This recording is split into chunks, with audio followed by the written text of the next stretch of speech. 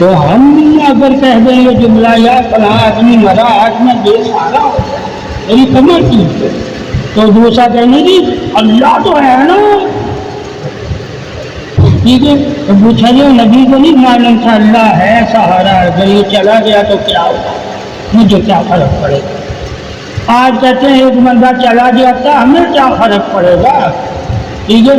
تو توحید کے نظریے سے تعریف کو بھی نہ بھولو اور تعریف کی وجہ سے توحید بھی نہ بھولو، ٹھیک ہے؟ یہ دونوں چیزیں یاد رکھو کہ نبی نے بھی کہا کہ میری آج کمر ٹوٹ گئی میں بے سہارا، ٹھیک ہے؟ تو سہارا اللہ کا ہی ہے نا، تو یہ ابو طالب کو سہارا پوچھا یہ عاصی امتحان تھا، یہ سہارا امتحانی سہارا ہے، اللہ کا ایمانی سہارا، ٹھیک ہے؟ اب جاننا کہ ایک امتحانی ہے اور ایک ایمانی ہے، اللہ کا تو ہم امتحان نہیں لے سکتے نا، مگر بندوں کے لیے امتحان رکھ لیا سہارا ہے کہ کون میرے لیے امتحان دیتا ہے، ایک دوسرے کا سہارا بچے میری رضا کو حاصل۔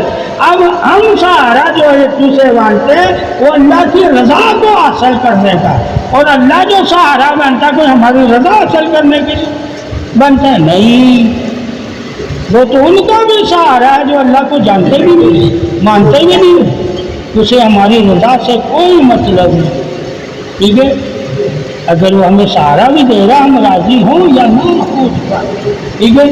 وہ ہمارا سہارا ہے، اور اگر ہم راضی ہو جاتے ہیں، ٹھیک ہے، تو پھر ہم اس کے دوست بھی ہوئے، وہ بھی کہتا ہے میں بھی راضی ہوں، ٹھیک ہے؟ رضا والوں پر وہ بھی راضی۔ تو بہت سے لوگ اللہ کے سہارے سے راضی ہوتے ہیں، اور بہت سے لوگوں کو اللہ نے ایک مثالی سہارا دیا تاکہ یہ جو مثالی سہارا ہے اس کے سہارے سے تو اتنا خوش ہوتا ہے جب تک یہ تمہیں دے رہا ہوتا ہے، اور جو اللہ کے سہارے کی طرف آئے گا تو پھر تجھے اللہ کتنا خوش کرے گا، اپنی ذات سے سہارا دے گا۔ تو یہ کہ قریب تن سہارا ذات تک پہنچنے کے لیے، اگر اللہ کی طرف ہی نہ ہم بڑھیں اور اسی سہارے کو خدا سمجھ لیں تو یہ شرک ہوگا، ٹھیک ہے؟ یہ شرک ہوگا، یعنی کہ پیر کو ہم خدا سمجھ لیں سہارا، یہ شرک ہے۔ تو شرک کی قسمیں اس وجہ سے ہیں کہ تم لوگوں کو عالم دین شرک کیوں کہتا ہے، یہ تم نے شرک کیا، وہ اسی وجہ سے کہتا ہے کہ وہ دیکھتا ہے کہ تم خدا کو بھول جاتے ہو، تو پیر پیر ہی کرتا ہے، کیا کرتا ہے؟ یہ جائز نہیں، پیر تمہارے لیے رہنما ہے، یعنی اس سے علم لینا، اس سے نصیحت لینا، اس سے تربیت لینا، اس سے ادب لینا، اس سے معرفت لینا، اس سے حکمت لینا۔ اب تو نے اپنے پیر سے لیا ہی کچھ نہیں ہے تو اندھیرے والے تو کفر کا نہیں کرتے، تم نے کیا پیر سے لی؟ صرف دعا، اس کے علاوہ پتہ ہی نہیں تمہیں دیتا کیا۔ تو آج ہمیں دعاؤں کے پیچھے لوگوں نے لگایا، ٹھیک ہے؟ سمجھے نا؟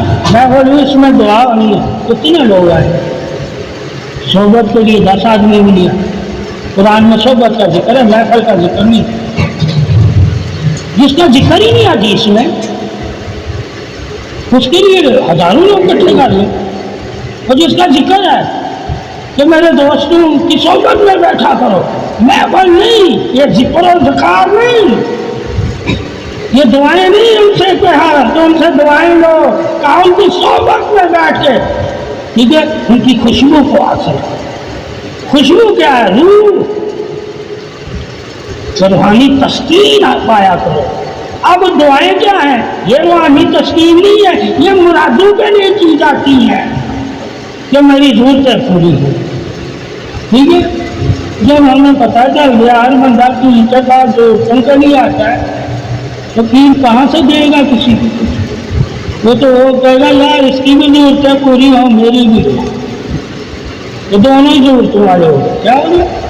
اسی قرآن حدیث میں کہا نیک لوگوں کی صحبت میں اپنی اصلاح کیا، اصلاح میں فرق، اور آنکھیں بند کر کے ذکر ہی کرنا اس میں کوئی اصلاح نہیں، اس میں روشنی ہے، اگر تمہیں مل جائے تو تم وہ جو سعی کرنے والا ہے نا اس پہ شک نہیں کرو گے. کیا نہیں کرو گے؟ شک نہیں کرو گے. تو شک کو ختم کرنے کے لیے ذکر کیا گیا. کیا کیا گیا؟ تو اس سے ثابت ہوا ہمارے اندر شک کا ہم ذکر ہی کر. ٹھیک ہے ٹھیک ہے. کیوں؟ شک بے نورا ہے. ٹھیک ہے. ذکر سے نور پیدا ہوتا ہے، روح تقویت پاتی ہے. اب روح طاقتور ہوگی تو طلب بڑھے گی نا ہماری. اب طلب کس کی بڑھنی ہے؟ روح جب طاقتور اس کی خوراک کی طلب ہے. ٹھیک ہے. ہمارے اندر تو وہ روحانی طلب بڑھتی ہے. ٹھیک ہے. تو ثابت کیا ہوا کہ پیروں نے ہمیں وہ دیا ہی نہیں. ٹھیک ہے. جو دینا تھا وہ کیا تھا؟ تمہاری روحانی طلب پر. طلب روح کی کیا ہے؟ نور. کیا ہے؟ تم نور کو تلاش کرنے لگ جاتے ہو اور جہاں تمہیں نور ملتا وہ حاصل کرنے لگتا ہے. جب وہ نور تم نے حاصل ہی نہیں کرنا تو پھر فائدہ کیا؟ تمہارا مرید کا بھی اور تمہارے مرید کا کوئی فائدہ نہیں. اس لیے آج کے لوگ باتیں کرتے ہیں کہ پیر دیتا کیا ہے. وہ پیر جو دیتا اس کا ہمیں پتہ ہی نہیں ہے کہ پیر حدیث قرآن کی روشنی میں پیر سے ہم نے لینا کیا ہے. ہم نے تو کرامتیں دیکھی پیروں کی. کرامتیں ہم کی کیا ہے؟ ٹھیک ہے. اپنی طرف بلانے کا ذریعہ ہے. ٹھیک ہے. اس لیے اللہ نے انہیں کرامت والا بنایا تاکہ تم کوئی نہ کوئی نشانی دیکھ کے تم اس کی طرف آگے بڑھ سکو اور تمہارے اندر سے شک ختم ہو جائے. یہ کرامت بھی شک ختم کرتی ہے. کیا کرتی ہے؟ یعنی کہ تیرا کوئی کام ہو جانا کسی اللہ والے کی تو اس سے ثابت ہوتا ہے کہ اس کے پاس طاقت ہے تو تمہاری رہنمائی سے اس نے تیرا کام کر دیا تو تیرا شک ختم ہو گیا کہ ہاں بھائی یہ قابل ہے. جب تو اسے قابل سمجھا تو اس کی باتوں پہ عمل کر. اس وجہ سے بزرگوں نے کرامتیں دکھائی تھی. انہوں نے اپنے آپ کو منوانے کے لیے کرامتیں نہیں دکھائی. ٹھیک ہے. اپنے نور کی تعریف کروانے کے لیے جو اللہ نے انہیں دیا تھا ایمان کا نور، اس وجہ سے اللہ نے ان کے ذریعے کرامتیں دکھائی تھی. ٹھیک ہے. کہانیاں بنانے کے لیے کرامتیں نہیں. ٹھیک ہے.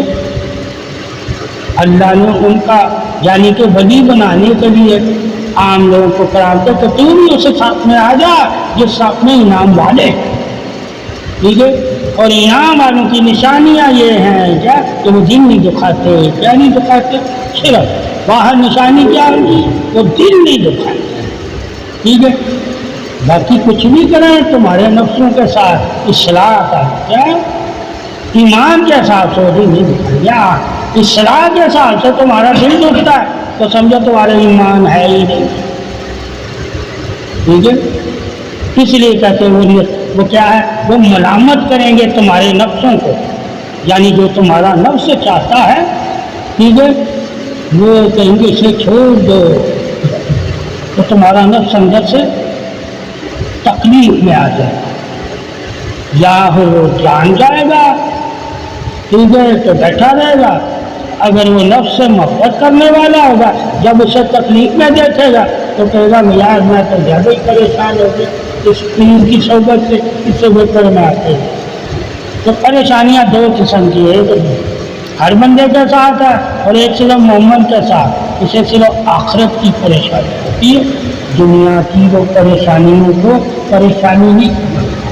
تو اسے پتہ ہے دنیا کی پریشانی میں اللہ نے کئی مجھے طریقے بتائے ہیں نکلنے کے، مگر آخرت کی پریشانی میں اگر میں مبتلا ہو گیا تو وہاں کوئی طریقہ نہیں ہے نکلنے کا. یہاں تو طریقے بتا دیں. وہاں دروازے بند کر، یہاں دروازہ نہیں اللہ نے بند کیا. ٹھیک ہے. تو جہاں دروازہ ہی نہیں اللہ نے بند کیا، ٹھیک ہے، وہاں بندہ جب مرضی چاہے اس کے کرم کو پا سکتا ہے، مگر مرنے کے بعد دروازے بند. اب جس کے ساتھ کرم ہے وہی کرم والا، اور جس کے ساتھ کرم نہیں ہے وہ کرم والا نہیں ہے. کیونکہ اس لیے دنیا میں جس کے ساتھ کرم نہیں ہے وہ بھی کرم والا ہو سکتا ہے، اور جس کے ساتھ کرم ہے وہ بھی کرم سے خالی ہو سکتا ہے. یہ اللہ تعالیٰ کا نظام. چلو بھی لگاؤ